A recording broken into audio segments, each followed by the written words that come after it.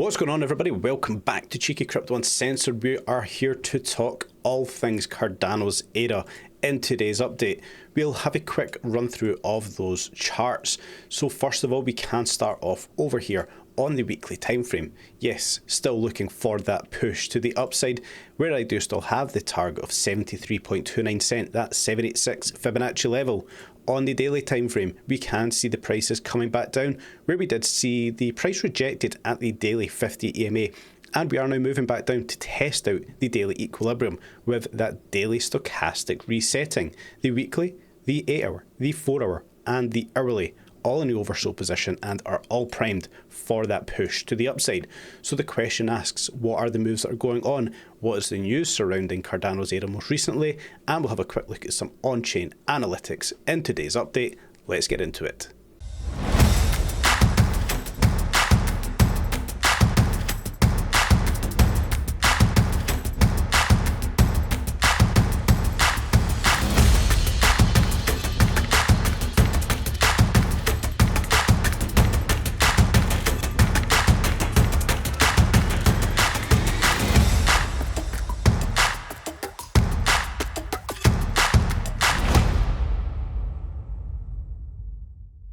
So let's not waste any time, guys. Let's crack straight on into this one for today. 𝗕𝗂 on the daily chart, Binance of course being the pairing we do have here for this daily time frame. Well, as I kind of alluded to on the intro, we have seen the price come up to test out the 50 EMA here at 47.94 cents, ultimately finding rejection and pushing back to the downside, where we do see the price coming back down towards the daily equilibrium. Finding support at this level will be critical. We can of course still see that price come down to the daily 200 EMA at 42.53 cents. But what we are crucially looking at, in my opinion, is this daily stochastic positioning. What we can see currently going on is the daily stochastic really pushing itself to the downside, and this is healthy, a healthy correction for its momentum. We would like to see it back down to the oversold territory to align with the weekly, the 8-hour, the 4-hour, and of course the hourly. Upon seeing the oversold stochastic for the daily, well, every position will be primed, geared and ready for that bigger push to the upside. We've been watching this for quite some time. The price, yes, it has been steadily dropping to the downside. I am not concerned by this. I would like to see it personally come down to find support on that 200 EMA. That would be very bullish overall. That push to the upside, minimum expectation of course will be at 68 cent, that previous wick high we did have back on the 14th of December. When we go back up onto that weekly chart, well, what we can see most crucially going on was the weekly coming down, finding support on the weekly 200 EMA at 44.81 cent, and we have started that push to the upside.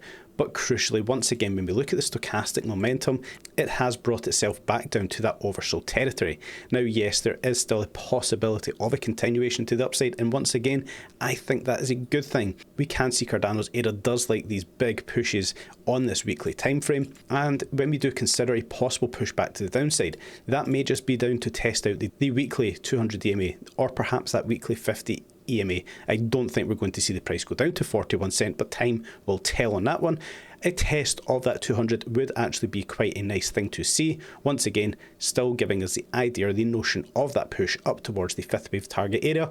We have previously covered the test of the 786 Fibonacci level at 73.29 cent. I think we will see an immense amount of pressure. But the more current timeframes, on the hourly here, the BitGet pairing, we can obviously talk about these moves that played out to the upside.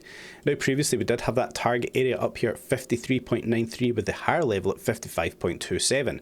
The structures that have led up to there, I was contemplating another 5-wave move, giving us a bigger A, B and C playing out here, but of course we can see that is not the move that has transpired. And overall what we have seen going on is a bigger 335 correction here. A, B and C to the upside, where we can see it has fell slightly short of its target area. Now if we put on a Fibonacci here, so what we will do is take the 100% move of that initial A wave and we'll bring it over to the swing low that we do have here.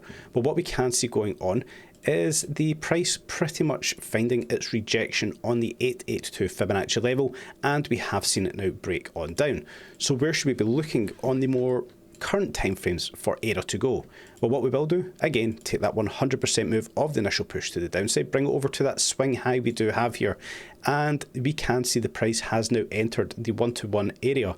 we could see it come down as low as that 1.236 at 46.52 cent, and that aligns with the idea on the higher timeframes.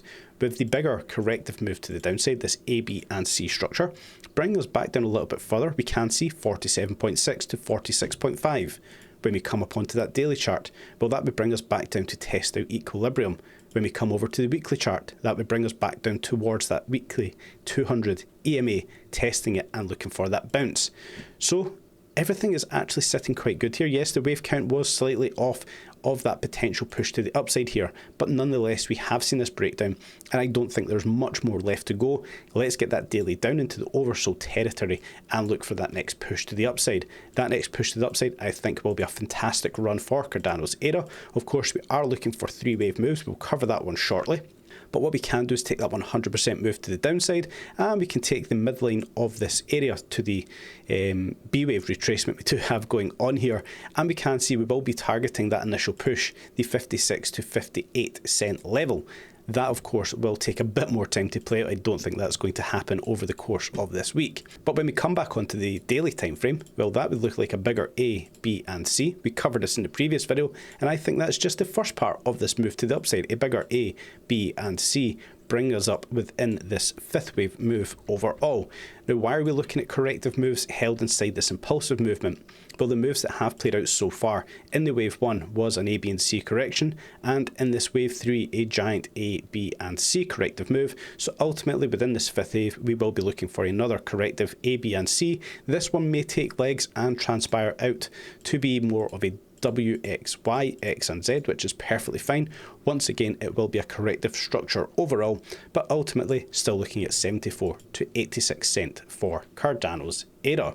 So that all looks great. What does that tell us going forward for ADA's price action? Well, let's jump over to memberships.cheekycrypto.io, where of course we can have a look at some of the on-chain data for ADA. We will come over into the data zone, into this data portal, and we can see what is really going on. We can obviously take note of the transactions that have taken place in the last 24 hours, the fees that were paid and such, guys. I do urge you to come over and check that one out. But what we did note in the previous video was a small period of selling off for Cardano's ADA, but since we did cover on-chain data last for ADA, well, we have seen a pickup for the wallet counts. So this one we're looking at is wallets holding over 100,000 ADA. We can see that they are up 0.15% in the last 2 weeks, and they are starting to accumulate once again. The wallets holding over 10,000 ADA, well, the story remains the same with this wallet count. They are starting to collect ADA once again. The wallets holding over 1,000 ADA, they remain quite neutral after a small period of selling off, but we can take a note over all of these wallet counts. It has been intense accumulation ever since obviously 2018, and yeah, a small period of selling off, absolutely nothing to worry about. Like we covered off in the last video, we can see that these wallet counts are slowly starting to pick up once again. Liquidations within the last 24 hours, well, we can see that this did spike up a little bit for ADA, $761,000 worth of positions. Binance, as always, being the exchange with the highest amount of liquidations for ADA, 90% long, 10% shorts, and they took out 46.88% of total positions. We can see the breakdown of all of the exchanges and the dollar value of all of these liquidations.